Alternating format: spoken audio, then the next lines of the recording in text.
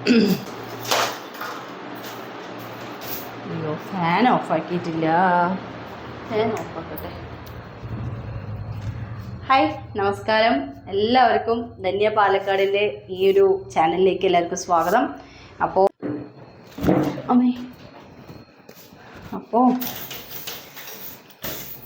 എനിക്ക് ഇവിടേക്ക് ഒന്ന് വൃത്തിയാക്കാനുണ്ട്. ഇതൊക്കെ വൃത്തിയാക്കി കഴിഞ്ഞിട്ട് പാത്തു ഒരു ഭാഗത്ത് വൃത്തിയാക്കണുണ്ട്.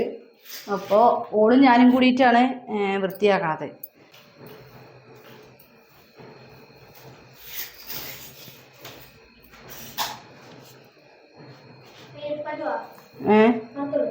ഇവിടെയാ?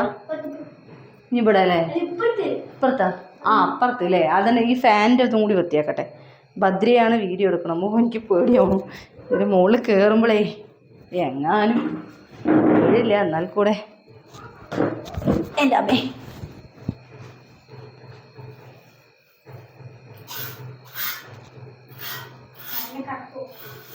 പിന്നെ എന്നെ കളിയാക്കണേ ബദ്രി. പാത്രമൊക്കെ കഴുകി കഴിഞ്ഞു. കടയിൽ പോയി ഭക്ഷണം കൊടുത്തു കഴിഞ്ഞു. ഇന്ന് ശിവരാത്രിയാണ്. അപ്പം അതുകൊണ്ട് ഇനി അത് മാത്രമല്ല, ഈ മാസം കഴിയാനായില്ലേ. ഇനി മാർച്ച് 1-2 ആകുമ്പോഴേക്കും നോമ്പായി. അപ്പോൾ എൻ്റെ 3ാമത്തെ വർഷമാണ് തുടർച്ചയായിട്ടുള്ള നോമ്പ് എടുക്കാൻ. എനിക്ക് ആയുസ് തരണേ എന്നാണ് ഞാൻ ദൈവത്തിനോട് പ്രാർത്ഥിക്കുന്നത്.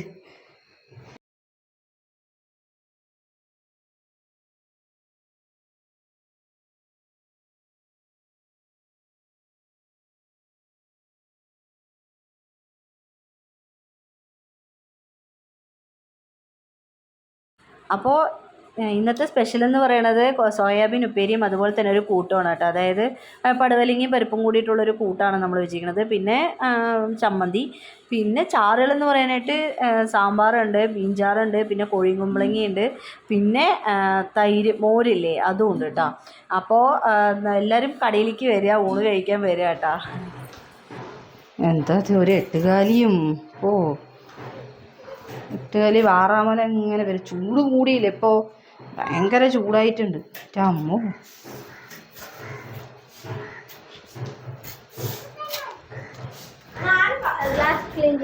പാത്തു തുടയ്ക്കണം, ഗ്ലാസ് ക്ലീനിങ് ഒക്കെ ചെയ്യും.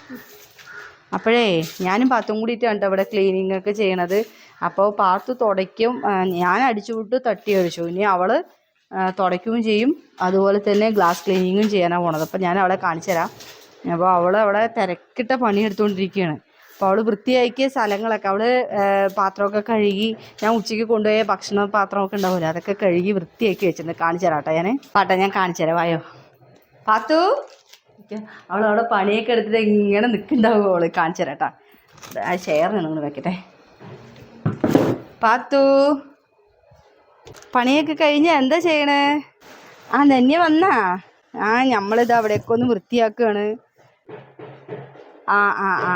ശരി. അടിപൊളി കണ്ടിട്ട് എന്തായാലും എല്ലാവരും വൃത്തിയാക്കിയിട്ടുണ്ട്. ഉള്ളത് എന്താണോ അതിനെ നീ വൃത്തിയാക്കി വെച്ചിട്ടുണ്ട്. നന്നായിട്ടുണ്ട് അല്ലേ? അനക്ക് ഒരു സഹായമാണല്ലോ ഞാനേ.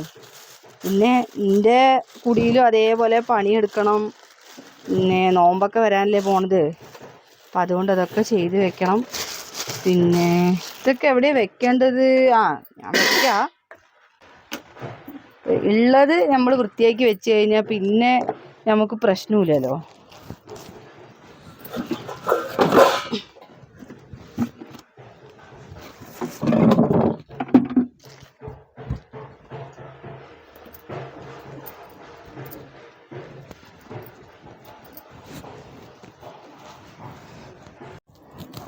പ്ലാസ്റ്റിക് കവറുകളൊക്കെ നമ്മൾ ഹരിതകർമ്മ സേനയ്ക്ക് കൊടുക്കണം. അപ്പോൾ അതൊക്കെ ഒന്ന് പെറുക്കി വെക്കാനുണ്ട്. പിന്നെ നമ്മളിതാ പാത്രങ്ങളൊക്കെ കഴുകി വൃത്തിയാക്കി വെച്ചിട്ടുണ്ട്.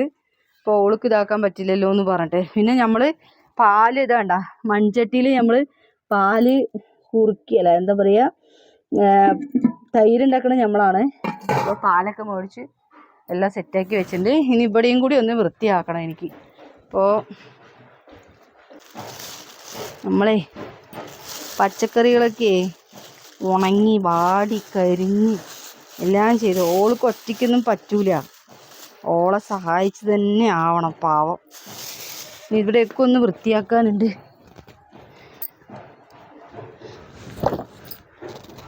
ഇനി പിന്നെ നമ്മളിതാ പാത്രങ്ങളൊക്കെ കഴുകി വൃത്തിയാക്കി വെച്ചിട്ടുണ്ട്. അപ്പോൾ ഓൾക്ക് ഇതാക്കാൻ പറ്റില്ലല്ലോ എന്ന് പറഞ്ഞിട്ട്. പിന്നെ പാത്തോ ഇനി ഞാൻ ചെയ്യാം. നീ മതി, നിനക്ക് പോവാൻ സമയമായില്ലേ? ഞാൻ ചെയ്യാം. ഇത്രയല്ലേ ഉള്ളൂ, ഇത് ഞാൻ ചെയ്യാം കേട്ടാ.